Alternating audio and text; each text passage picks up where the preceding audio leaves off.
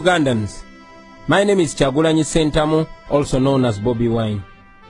This 12th day of September 2017 is a very sad day in the leadership of our country.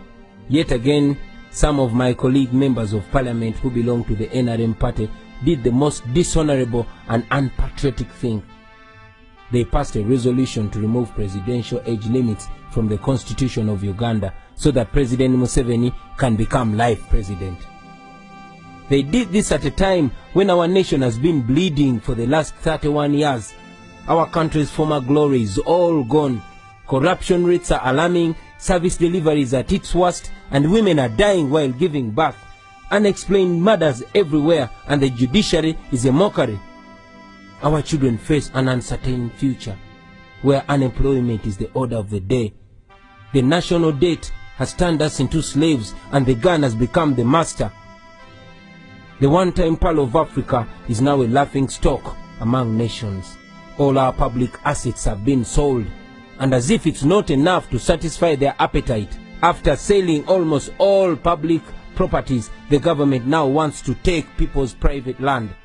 And in response to this, your elected members of parliament think the best response to this crisis and national shame is to remove age limits. Other than thinking of rescuing Uganda from this mess, they are asking that Uganda sinks even deeper. Well, my message to them is this: you are traitors. You have betrayed your country. You have sold your conscience for cheap. History will judge you very harshly. You should remember that it is your children and your children's children who will inherit this mess that you have created. You should individually reflect on what you have just done. Remember that there will be a time when you must account for this nonsense.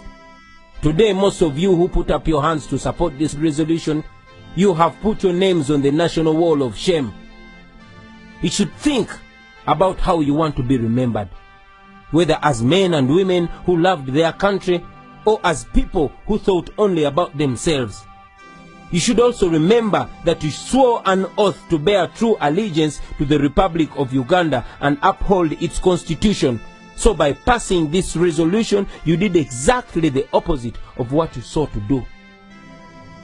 Well, the good news is that there is still time for you to withdraw your endorsements before it's too late.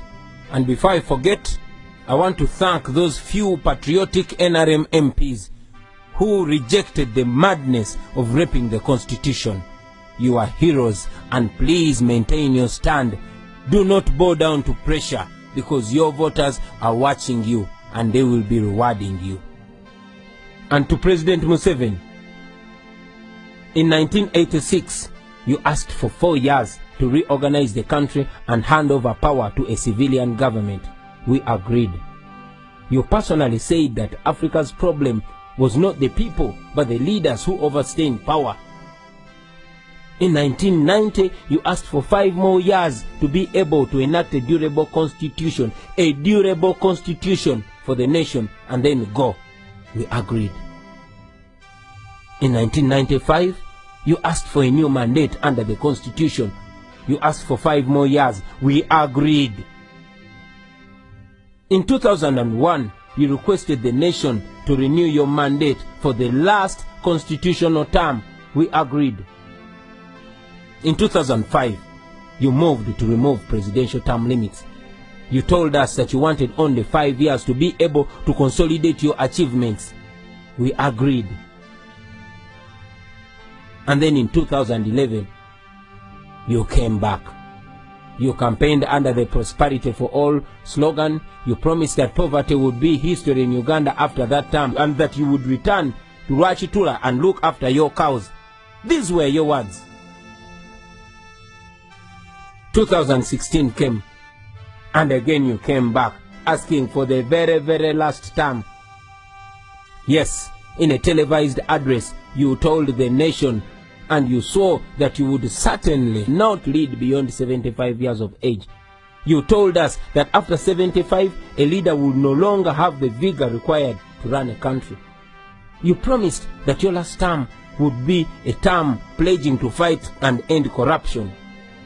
Well, Mr. President, you have failed us on all these promises, and our hope was that you would end your term in 2021 and give way for the nation to begin a new chapter. And if you do that, the nation will be grateful for your contribution. Mr. President, Bob Marley said, you can fool some people sometimes, but you can't fool all the people all the time. You cannot lie to a whole nation and think each time you will get away with it. As a good reader of history, you should remember that history repeats itself with leaders who thought they were wiser than their generations. Those who thought that populations were gullible and easily manipulated. Usually there comes a time when people are tired. Ugandans are tired. They have been patient with you. They have been respectful and generous with you, knowing that in 2021 a new dispensation will come. Please do not abuse our trust and patience. Come out and clearly disassociate yourself with this madness. Our children want to emulate a leader who does not lie to the country on national TV. Come out and repeat what you said on NTV's Patrick Kamara program when he asked you if you would go beyond 75 years. Not at all. Certainly not. That's what you said, Mr. President. And as the first citizen of Uganda, you should come out and inspire the nation to always be truthful to their word. Because as they say, a man is as good as his word. We cannot continue to have a president whose word we can no longer trust. Enough is enough. Now to you, my fellow Ugandans, especially the younger generation. Here in Uganda, we actually one time laughed at Zimbabwe. We laughed when Mugabe promised to roll them until God calls him. We thought it was a joke.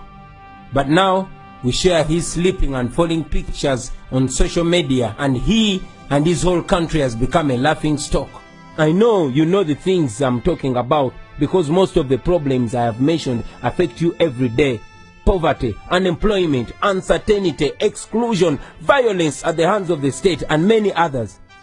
We only have this one chance. No matter your tribe, no matter your religion, no matter your political affiliation or creed, poverty and these terrible conditions in our country do not discriminate. We must make the pledge that we shall not allow this amendment to pass. Article number 1 of our Constitution says all power belongs to the people. We are the people. If this Constitution is amended today, we shall have ourselves and only ourselves to blame for eternity. 20 or even 30 years from now, President Museveni will be asking for more terms in office, and you will be perhaps on your sick bed or dead. And if you're still living, you will be living in these suppressive and oppressive conditions. At that time, you will look back and wish you did something today. My brothers and sisters, we must defend the Constitution before it is too weak to defend us. Article 3, Clause 4 of our Constitution says that all citizens of Uganda shall have the right and the duty at all times to defend the Constitution. It also says that any person who resists amendment of this Constitution commits no offense. I want to call upon all leaders, from religious leaders, cultural leaders, leaders of the business community, members of civil society, leaders of educational institutions, journalists, bloggers, fellow artists, and all of you fellow Ugandans. Please don't keep quiet on this very sensitive matter on the future of our country, Uganda. As it has been said before, and now seems real in our times, that the world is suffering not because of the words of the evil people, but because of the silence of the good people. Speak up, stand up and prevent this rape of our Constitution, or else your children in future will ask you what you did when the nation came to this point. Begin today and exercise your God-given right. Call your member of parliament, or better still, pay them a visit and demand for accountability. Stand up and speak up. Rise up before it's too late, my brothers and sisters. And if you believe the words I'm saying are true, Please translate this into your own language and into all the languages you know. Social media is available. Let us make use of this modern technology to emancipate ourselves, because the time is now. Make use of it now. Spread this word. Make sure everybody gets to know about this. Make sure everybody gets involved, because we are the country, we are the future, and the future is today. Thank you very much. For God and my country.